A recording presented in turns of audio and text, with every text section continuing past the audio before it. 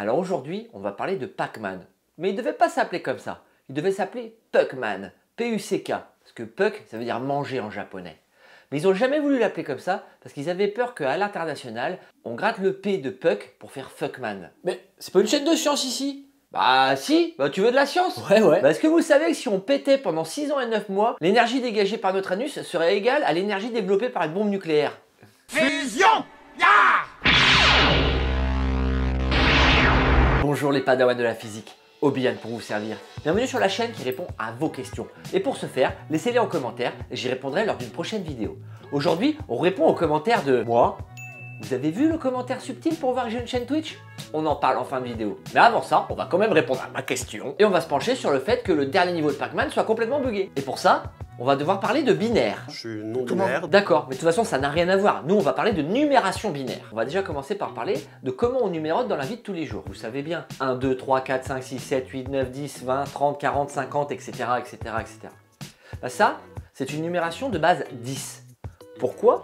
Eh bien parce qu'on va utiliser les 10 mêmes chiffres pour créer tous les nombres existants. 0, 1, 2, 3, 4, 5, 6, 7, 8, 9.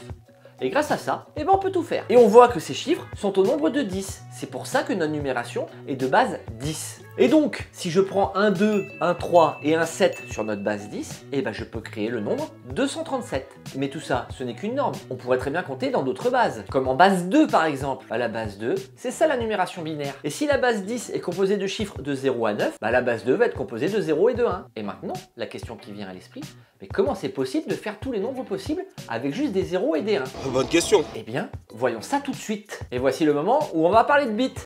Calme-toi Jean-Luc, ça n'a rien à voir avec ce que tu penses. Un bit, c'est un emplacement où je vais pouvoir placer soit un 1, soit un 0. Et chacun des bits va avoir une valeur. Cette valeur va être un multiple de 2. Voici un tableau représentant 8 bits. Et on voit en le lisant de droite à gauche qu'on commence à 1 et à chaque fois on va multiplier par 2.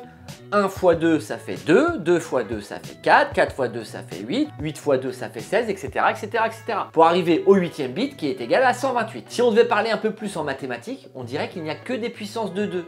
Effectivement, 2 puissance 0 ça fait 1, 2 puissance 1 ça fait 2, etc. etc. Et là normalement, vous voyez la relation qu'on peut avoir entre les nombres de base 10 et les nombres de base 2. Chaque bit est un exposant de 2. Et on peut aller comme ça à l'infini et donc créer tous les nombres qui existent. Vous vous rappelez tout à l'heure, je vous ai dit qu'avec un 2, un 3 et un 7, on pouvait créer le nombre 237. Eh bien prenons ce nombre et convertissons-le en binaire. Comment on va faire? Bah déjà, on va reprendre notre tableau. Et puis maintenant, on va faire un exercice de pensée et on va imaginer que le nombre 237, c'est pas juste un nombre, c'est un nombre d'objets qu'on a. On va prendre des petits pois par exemple. Donc, on a 237 petits pois. Et ces petits pois, je vais devoir les placer dans mon tableau. Mais il va falloir respecter deux consignes. La première consigne est assez simple. On doit remplir de gauche à droite. Jamais de droite à gauche. Et la deuxième consigne, c'est que quand je remplis une case, je dois mettre le nombre exact de petits pois qu'il y a au-dessus. Mettons ça en situation et vous allez comprendre. Donc j'ai mes 237 petits pois. Je prends la colonne tout à gauche, c'est la colonne 128. Est-ce que, avec mes 237 petits pois, je peux en mettre 128 dans la case? Oui. Donc je vais mettre un 1 dans la case 128. Ensuite, il me reste juste à enlever le nombre de petits pois que j'ai enlevé. Donc j'en avais 237, j'en enlève 128, il me reste donc 109. J'ai encore 109 petits pois à placer. Je vais basculer donc sur la colonne d'après. La colonne, c'est 64. Est-ce que je peux remplir entièrement la colonne 64 avec mes 109 petits pois? La réponse est encore oui. Donc je vais remettre un 1 dans la colonne 64. Puis, je vais enlever aux 109 petits pois les 64 que j'ai placés. Il me reste maintenant 45 petits pois. On continue la manip. Et donc après c'est 32. J'ai 45 petits pois, je peux donc mettre 32 petits pois. Je remets un 1 dans la case 32 et je fais encore 45 moins 32. Il me reste donc 13 petits pois. Là on arrive sur la colonne 16 et j'ai 13 petits pois. Je ne peux pas donc remplir entièrement la colonne 16. Je n'ai pas assez de petits pois. Donc là je vais mettre un 0, puis je vais passer à la colonne d'après. 8 petits pois, je peux les mettre, je mets un 1, 13 moins 8, ça fait 5. La colonne d'après c'est 4, je peux en mettre, je mets donc un 1 dans la colonne 4. Il me reste un petit pois, donc dans la colonne 2, je mets un 0, je ne peux pas remplir entièrement.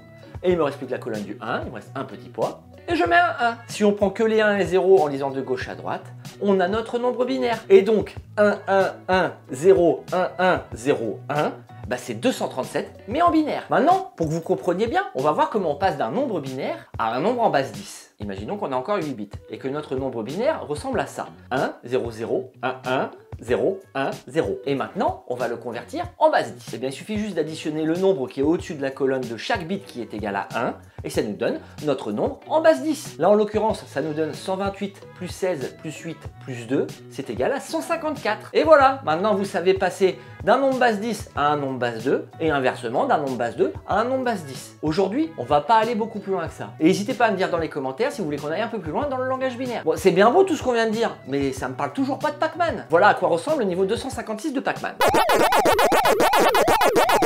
Vous avez vu? Il est tout buggé. Il est quasiment injouable. Mais pourquoi? La réponse va être plutôt simple. Si je vous dis que le jeu Pac-Man est codé sur 8 bits, normalement avec ce qu'on a vu précédemment, vous savez que 8 bits, c'est ce tableau-là. Le nombre binaire maximal sur 8 bits, c'est 8 1 les uns à côté des autres. Et on a vu qu'on pouvait passer de la base 2 à la base 10. Et que pour ce faire, on devait additionner chaque bit égal à 1. Si je le fais, c'est-à-dire 128 plus 64 plus 32 plus 16 plus 8 plus 4 plus 2 plus 1, ça donne combien? Ça donne 255. Vous me voyez venir? C'est le 256e niveau qui est buggé dans Pac-Man. C'est normal, j'ai plus de mémoire.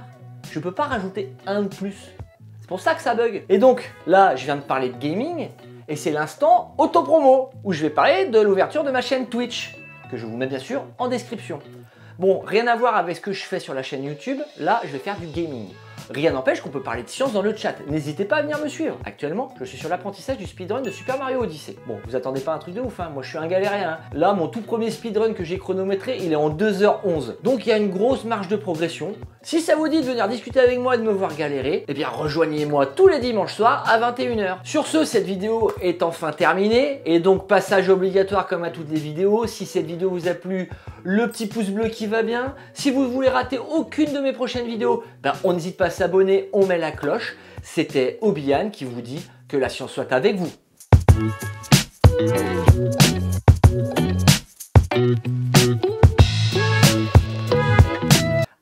0 0 non 1 0 0 1 0 0 1 0 1 0 ouais c'est ça 1 0 0 1 1 0 1 0